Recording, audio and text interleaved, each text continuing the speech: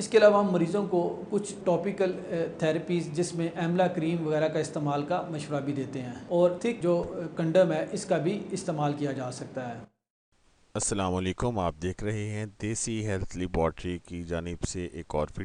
Video تاخیر سے پیش کرنے کے لیے معذرت خواہ ہیں۔ چند وجوہات کی بنا پر ہم ویڈیوز اپلوڈ نہیں کر سکے، لیکن ایسی ویڈیو اپلوڈ کرنے جا رہے ہیں جس کا آپ لوگوں تک پہنچانا بہت ضروری تھا۔ ایک ایسا مسئلہ جو تقریباً 35 سے 40% نوجوانوں کا مسئلہ ہے۔ شادی شدہ حضرات اس مسئلے کی وجہ سے اپنے گھر برباد ہوتے دیکھ رہے ہیں۔ ہم نے سوچا ایک ایسی بیماری کا علاج آپ لوگوں کے سامنے ایک کنسلٹنٹ ڈاکٹر کے تھرو پیش کیا جائے جس کا 18 سال کا تجربہ ہے۔ ان ڈاکٹر کا نام ہے ڈاکٹر عبدالرؤف، جو کہ پاکستان کے بڑے اور نامور ہسپتال شیخ زاید ہسپتال جو کہ لاہور میں ہے اور بحریہ ہسپتال کے اندر سینئر ڈاکٹر ہیں، اور وہ 17 سال سے ایریکٹائل ڈسفنکشن، پری میچور ایجیکولیشن یعنی مردانہ ٹائمنگ کے مسئلے مسائل، نفس کی کمزوری کے مسئلے مسائل دیکھ رہے ہیں اور مریضوں کا کامیابی سے علاج کر رہے ہیں۔ اس ڈاکٹر نے نہ صرف پاکستان میں بلکہ پوری دنیا میں پری میچور ایجیکولیشن اور ایریکٹائل ڈسفنکشن کے مسئلے کو حل کرنے میں اپنا نام کمایا ہے۔ تو آئیے سنتے ہیں انہی کی زبانی۔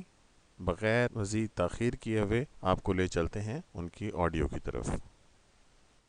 آج ہم جس ٹاپک پہ بات کریں گے پری میچور ایجیکولیشن، اس کو ہم اردو میں قبل از وقت انزال بھی کہہ سکتے ہیں۔ ایسے مریض نفس کو وجائنا کے اندر داخل کرنے سے پہلے ہی ڈسچارج ہو جاتے ہیں، یا داخل کرنے کے فوراً بعد کم وقت کے اندر موسٹلی 1 سے 2 منٹ کے اندر ڈسچارج ہو جاتے ہیں، جس کی وجہ سے مریضوں کو اور ان کے جو فیمیل سیکشل پارٹنر ہیں ان کو انتہائی ذہنی کوفت کا شکار ہونا پڑتا ہے۔ اچھا، اس مرض میں یہ دیکھا گیا ہے کہ اس کا جو تعلق ہے وہ فرسٹ سیکشل ایکسپیرینس کے ساتھ ہے، اور 30 سے 40% جو مرد حضرات ہیں وہ لائف کی کسی سٹیج پہ اس کا شکار ہوتے ہیں۔ اکثر اس بیماری کا جو تعلق ہے وہ اریکٹائل ڈسفنکشن کے ساتھ بھی پایا جاتا ہے، یا وہ مریض جن کو انگزائٹی کا پرابلم ہے یا ہائپر تھائرائڈزم کا شکار ہیں، یا جس کو ریشہ کی بیماری کہا جاتا ہے اس کا شکار ہیں، تو ایسے جو مریض ہیں ان کو بھی پری میچور ایجیکولیشن کی شکایت ہو سکتی ہے۔ اس کے علاوہ کچھ انفیکشن جس میں پروسٹیٹس یا انکریز پینائل سینسٹیوٹی، ایسے مریض بھی پری میچور ایجیکولیشن کا شکار ہو سکتے ہیں۔ اس کے علاوہ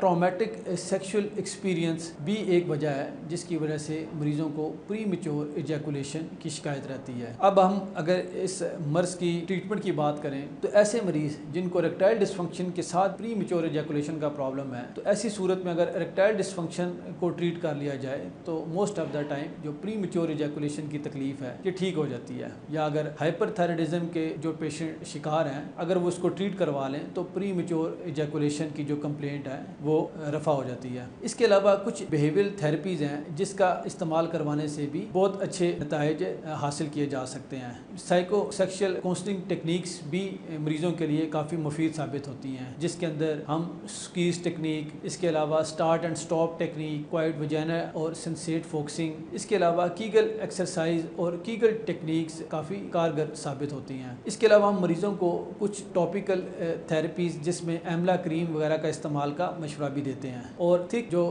کنڈم ہے اس کا بھی استعمال کیا جا سکتا ہے۔ دیکھیں، کرنٹلی FDA سے کوئی بھی جو ٹریٹمنٹ آپشن ہے وہ اپرووڈ نہیں ہے، اور کوئی بھی ایسی میڈیسن اویلیبل نہیں ہے جس کا FDA اپروول اس ٹائم موجود ہو، لیکن کچھ ایسی ادویات ہیں جن کو اگر ہم کمبینیشن میں آن اینڈ آف استعمال کریں تو بہت اچھے رزلٹ حاصل کیے جا سکتے ہیں، جس میں top of the line SSRI شامل ہیں، اور ڈیپاکسیٹین اور ٹراماڈول استعمال کی جاتی ہیں۔ اس کو یورپین گائیڈ لائنز کے مطابق استعمال کروایا جاتا ہے اور کافی اچھے نتائج حاصل کیے جا سکتے ہیں۔